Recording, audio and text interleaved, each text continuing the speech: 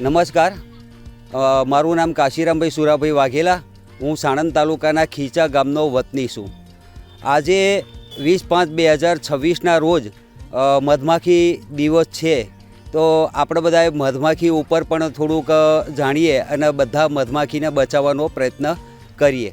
આના ઉપર થોડું સમજવાની વાત કરી એટલે વિચાર આવ્યો, એટલે મેં આણંદ કૃષિ યુનિવર્સિટીની અંદર તાલીમ લીધી અને તાલીમ લઈને મેં શરૂઆત કરી.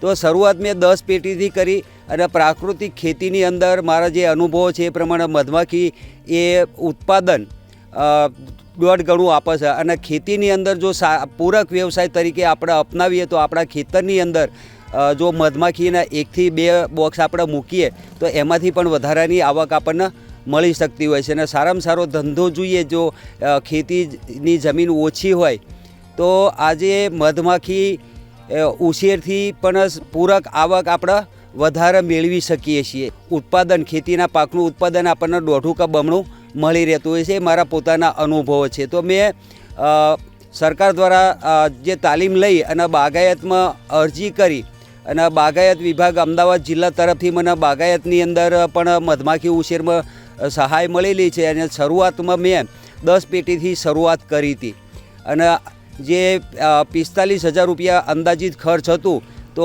ખાલી મધના વેચાણથી જ મને 45,000ની આવક મળી રહેલી છે એક જ વર્ષની અંદર. અને આજે બીજા વર્ષની અંદર પણ મેં બીજી 10 પેટી વસાવી છે, એટલે મારી પાસે હાલ કુલ 20 પેટી મધ છે.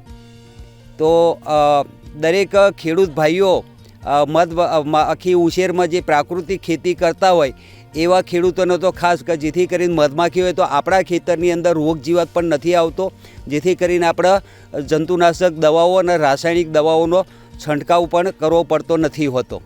તો જે ખેડૂત ભાઈઓ પ્રાકૃતિક ખેતી કરતા હોય એ પોતાના ખેતરની અંદર જમીનના પ્રમાણમાં 8-10 મધ પેટી મૂકે તો એનું પ્રોડક્શન પણ વધશે, આપણને પ્રાકૃતિક મધ પણ મળશે અને જે આપણા દેશના જે નાગરિકો છે એમને શુદ્ધ મધ પણ ખાવા મળશે અને ખેડૂતને સાઈડ આવક પણ મળી રહેશે. એમ આજના દિવસ માટે આપણે એવો સંકલ્પ કરીએ કે મધમાખી બચાવવા માટે ખેતરની અંદર કોઈ પણ જાતનો રાસાયણિક દવાનો ઉપયોગ ન કરીએ, જેથી મધમાખીનું સંતુલન જળવાઈ રહે. મારો ખાસ એ સંદેશ છે કે મધમાખીને આપણે બચાવવાનો પ્રયત્ન કરીએ.